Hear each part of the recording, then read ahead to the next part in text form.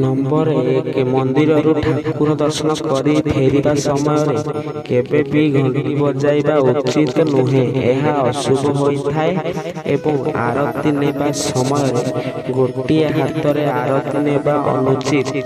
Number 2 ସ୍ତ୍ରୀ ଲୋକମାନେ ଦଣ୍ଡବତ ପ୍ରଣାମ କରିବା ଉଚିତ ନୁହେଁ, ଏହା ଅଶୁଭ ହୋଇଥାଏ ଏବଂ ଗର୍ଭବତୀ ମହିଳାମାନେ ଶିବଲିଙ୍ଗ ସ୍ପର୍ଶ କରିବା ଉଚିତ ନୁହେଁ। ନମ୍ବର 3 ମନ୍ଦିରରେ ଦୀପ ଜଳାଇବା ସମୟରେ କେବେ ବି ଅନ୍ୟର ଦୀପରେ ନିଜର ଦୀପ ଲଗାଇବା ଉଚିତ ନୁହେଁ, ଏହା ଅଶୁଭ ଏବଂ ଅମଙ୍ଗଳ ହୋଇଥାଏ। ନମ୍ବର 4 ମହିଳାମାନେ କେବେ ବି ହନୁମାନଙ୍କୁ ଏବଂ ଶନିଦେବଙ୍କୁ ସ୍ପର୍ଶ କରିବା ଉଚିତ ନୁହେଁ ଏବଂ ମନ୍ଦିରରେ ମହିଳାମାନଙ୍କୁ ଭିଡ଼ରେ ଠେଲାପେଲା କରିବା ଉଚିତ ନୁହେଁ।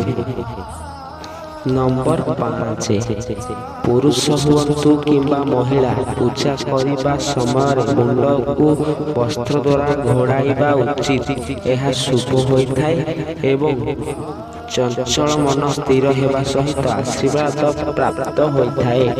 ନମ୍ବର 6 ଗାଧୋଇ ସାରିବା ପରେ ବାଲ୍ଟିରେ କେବେ ବି ଗାଧୁଆ ପାଣି ଛାଡ଼ି ଆସିବା ଉଚିତ ନୁହେଁ, ଏହା ଅମଙ୍ଗଳକାରୀ ହେବା ସହିତ କାଙ୍ଗାଳ ହେବାର ସମ୍ଭାବନା ରହିଥାଏ। ନମ୍ବର 7 ଗାଧୋଇ ସାରିବା ପରେ କେବେ ବି କପଡ଼ା ଧୋଇବା ଉଚିତ ନୁହେଁ, ଏହା ଅଶୁଭ ହୋଇଥାଏ ଓ ଅମଙ୍ଗଳକାରୀ ହୋଇଥାଏ ହେବା ସହ ଦାରିଦ୍ର୍ୟତା ଦେଖାଦେବାର ସମ୍ଭାବନା ରହିଥାଏ।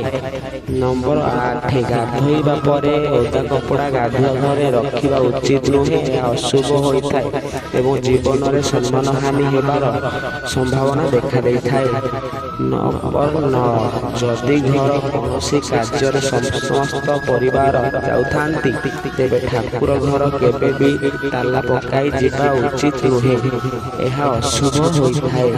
ନମ୍ବର 10 ସ୍ତ୍ରୀ ଲୋକମାନେ ମନ୍ଦିରରେ ନଡ଼ିଆ ବାଡ଼େଇବା ଉଚିତ ନୁହେଁ, ଏହା ଅଶୁଭ ହୋଇଥାଏ ଏବଂ ଅଶୌଚ ମହିଳାମାନେ ମନ୍ଦିରରେ ପ୍ରବେଶ କରିବା ଉଚିତ ନୁହେଁ।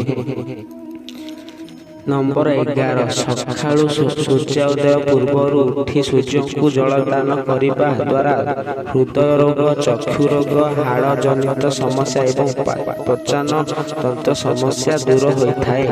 ନମ୍ବର 12 ପୂର୍ଣ୍ଣିମା ଏବଂ ଏକାଦଶୀ ବ୍ରତ କରିବା ସହିତ ମହାଦେବଙ୍କୁ ପୂଜା କରିବା ଦ୍ୱାରା ଚନ୍ଦ୍ରଦୋଷ ଦୂର ହୋଇଥାଏ ଏବଂ ମାନସିକ ରୋଗ, ଭୟ ଏବଂ ଅତ୍ୟଧିକ ନିଦ୍ରାଜନିତ ସମସ୍ୟାରୁ ଦୂର ହୋଇଥାଏ। ନମ୍ବର 13 ମଙ୍ଗଳବାର ଦିନ ବ୍ରତ କରିବା ଦ୍ୱାରା ମଙ୍ଗଳକାରୀ ହୋଇଥାଏ ଏବଂ ଦୁର୍ଘଟଣା ଜନିତ ସମସ୍ୟା ଦୂର ହେବା ସହିତ ଉଚ୍ଚ ରକ୍ତଚାପ ଏବଂ ଉକ୍ତ ସମ୍ପତ୍ତିର ରୋଗ ଦୂର ହୋଇଥାଏ। ନମ୍ବର 14 ପଦ୍ମଫୁଲ ପୂଜାରେ ବ୍ୟବହାର କରିବା ମଙ୍ଗଳକାରୀ ହୋଇଥାଏ, ଏହା ମହାଲକ୍ଷ୍ମୀଙ୍କର, ମା ଦୁର୍ଗା ଏବଂ ମା ଶାରଳାଙ୍କର ଅତି ପ୍ରିୟ ହୋଇଥାଏ। ନମ୍ବର 15 ବୃହସ୍ପତି ଗ୍ରହ ସୁଦୃଢ଼ କରିବା ପାଇଁ ଗୁରୁବାର ଦିନ ହଳଦୀ ଦାନ କରନ୍ତୁ। ଘରେ ମୁଖ୍ୟ ଫାଟକ ସାମନାରେ ଗୁଣ୍ଡି ବନ୍ଧରେ ହଳଦୀର ରେଖା ଟାଣିଲେ ଘରକୁ ନକାରାତ୍ମକ ଶକ୍ତି ପ୍ରବେଶ କରିନଥାଏ। ସ୍ନାନ କରିବା ସମୟରେ ପାଣିରେ ଅଳ୍ପ ହଳଦୀ ମିଶାଇ ସ୍ନାନ କରିବା ଦ୍ୱାରା ଶାରୀରିକ ଏବଂ ମାନସିକ ଶୁଦ୍ଧତା ମିଳିଥାଏ। ନମ୍ବର 16 ବ୍ୟବସାୟରେ ଓ ବାଣିଜ୍ୟରେ ସଫଳତା ପାଇବା ପାଇଁ ହଳଦୀ ପ୍ରୟୋଗ କଲେ ଲାଭକାରୀ ସାବ୍ୟସ୍ତ ହୋଇଥାଏ। ପୌରାଣିକ ମାନ୍ୟତାର ଅନୁସାରେ ବିବାହିତା ଦମ୍ପତିଙ୍କୁ ଖରାପ ନଜରରୁ ରକ୍ଷା କରିବା ପାଇଁ ବିବାହ ପୂର୍ବରୁ ହଳଦୀ ଲଗାଇଥାଏ। ନମ୍ବର 18 ବୃହସ୍ପତି ଗ୍ରହ ଦୁର୍ବଳ ସ୍ଥିରରେ ରହିଥିଲେ ଆପଣ ଯେଉଁ କାର୍ଯ୍ୟରେ ହାତ ଦେବେ ସବୁଥିରେ ସଫଳ ରହିବେ। ଏପରି ବି ବେପାରରେ ପ୍ରତି ହୋଇନଥିବା ଏହି ସମସ୍ୟାରୁ ମୁକ୍ତି ପାଇବା ପାଇଁ ଆପଣ ଗୋଟିଏ ହଳଦୀ ଗୁଣ୍ଡ ନେଇ ଏହାକୁ ହଳଦୀ ସୂତାରେ ବାନ୍ଧି ନିଜ ହାତରେ କିମ୍ବା ଗଳାରେ ପିନ୍ଧନ୍ତୁ। ନମ୍ବର 19 ଯଦି ଆପଣଙ୍କୁ ବ୍ୟବସାୟରେ କ୍ଷତି ସହିବାକୁ ପଡ଼ୁଛି କିମ୍ବା ଶିକ୍ଷା କ୍ଷେତ୍ରରେ କଠିନ ପରିସ୍ଥିତିର ସାମ୍ନା କରିବାକୁ ପଡ଼ୁଛି, ତାହେଲେ ଆପଣଙ୍କୁ ଗୁରୁ ବୃହସ୍ପତିଙ୍କୁ ପ୍ରସନ୍ନ କରିବା ଆବଶ୍ୟକ। ଗୁରୁ ଗୃହ ପ୍ରସନ୍ନ ରଖିଲେ ଆପଣଙ୍କ ଜୀବନରେ ସବୁ ସମସ୍ୟା ଦୂର ହୋଇଯିବ। ନମ୍ବର 20 ଯଦି ଆପଣ କୌଣସି ଗମ୍ଭୀର ରୋଗରେ ପୀଡ଼ିତ ଅଛନ୍ତି ତାହେଲେ ପ୍ରତିଦିନ ହଳଦୀ ତିଳକ ଲଗାନ୍ତୁ। ଏଭଳି କରିବା ଦ୍ୱାରା ଆପଣ ଧୀରେ ଧୀରେ ବେମାରିଆ ମୁକ୍ତି ହୋଇପାରିବେ। ନମ୍ବର 21 କଂସା ପାତ୍ରରେ ନଡ଼ିଆ ପାଣି ପିଇବା ଉଚିତ ଏବଂ ତମ୍ବା ପାତ୍ରରେ ଆମିଷ ଖାଇବା ଉଚିତ ନୁହେଁ। ଏହା ସ୍ୱାସ୍ଥ୍ୟ ପ୍ରତି କ୍ଷତିକାରକ ହୋଇଥାଏ। ନମ୍ବର 22 ସୋମବାର ଦିନ କଳମ ଶାଗ ଖାଇବା ଉଚିତ ନୁହେଁ ଏବଂ କେବେ ବି ଭାତରେ ବାଇଗଣ ସିଝାଇବା ଉଚିତ ନୁହେଁ, ଏହା ଅମଙ୍ଗଳକାରୀ ହୋଇଥାଏ।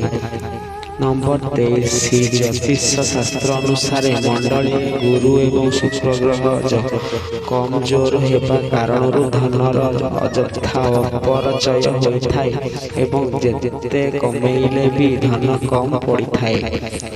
ନମ୍ବର 24 ବିବାହିତ ମହିଳାମାନେ ଗାଧୋଇବାର ପରେ ସିନ୍ଦୁର ଲଗାଇବା ଉଚିତ ନୁହେଁ, ଏହା ଅଶୁଭ ହୋଇଥାଏ ଏବଂ ମନରେ ଖରାପ ଭାବନା ଆସିବା ସହିତ ଆର୍ଥିକ ସଂକଟ ଦେଖା ଦେଇଥାଏ। ନମ୍ବର 25 ଠାକୁର ଘରେ ଠାକୁରଙ୍କର ମୂର୍ତ୍ତି କିମ୍ବା ଫଟୋ ଏହିପରି ରଖିବା ଉଚିତ ଯେପରି ଗୋଟିଏ ଠାକୁରଙ୍କ ଦୃଷ୍ଟି ଅନ୍ୟ ଠାକୁରଙ୍କ ଉପରେ ନ ପଡ଼େ, ଏହା ଅଶୁଭ ହୋଇଥାଏ। ନମ୍ବର 26 ଠାକୁର ଘରେ କେବେ ବି ଠାକୁରଙ୍କ ମୁହଁ ଘୋଡ଼ାଇ ରଖିବା ଉଚିତ ନୁହେଁ ଏବଂ ଠାକୁରଙ୍କ ଆଡ଼କୁ ଗୋଡ଼ କରି ଶୋଇବା ଉଚିତ ନୁହେଁ, ଏହା ଅମଙ୍ଗଳକାରୀ ହୋଇଥାଏ। ନମ୍ବର 27 ଘର କେବେ ବି 3 ମାସରୁ ଅଧିକ ସମୟ ଖୋଲି ରଖିବା ଉଚିତ ନୁହେଁ, ଏହା ଘରର ଭଣ୍ଡାର। ଘର କେବେ ବି ଖାଲି ରଖିବା ଉଚିତ ନୁହେଁ, ଏହାକୁ ଅଶୁଭ ହୋଇଥାଏ। ନମ୍ବର 28 ଗାଧୋଇବା ସମୟରେ ଝଡ଼ିଥିବା କେଶ କେବେ ବି ଗାଧୁଆ ଘରେ ଛାଡ଼ିବା ଉଚିତ ନୁହେଁ, ଏହା ଅମଙ୍ଗଳକାରୀ ହୋଇଥାଏ। ବ୍ୟବସାୟରେ ବାଧାବିଘ୍ନ ଆସିବା ସହିତ ଜୀବନରେ ଉନ୍ନତି ବାଧା ପ୍ରାପ୍ତ ହୋଇଥାଏ। ନମ୍ବର 29 ଘରେ ନେଉଳ ଧଳା ପାରା କିମ୍ବା ଧଳା ପାରାର ମୂର୍ତ୍ତି ଟିକିଏ ରଖନ୍ତୁ, ଘରର ମଙ୍ଗଳ ହୋଇଥାଏ। ନମ୍ବର 30 ଠାକୁର ଘର ଶଙ୍ଖ ରଖି ପୂଜା କରିବା ସହ ବଜାଇବା ଫଳରେ ଘରେ ନକାରାତ୍ମକ ଶକ୍ତି ପ୍ରଭାବ କଟିଯାଇଥାଏ। ଏହା କହିବା ମଙ୍ଗଳ ଫଳରେ ମାତା ଲକ୍ଷ୍ମୀ ପ୍ରସନ୍ନ ହୋଇଥାନ୍ତି।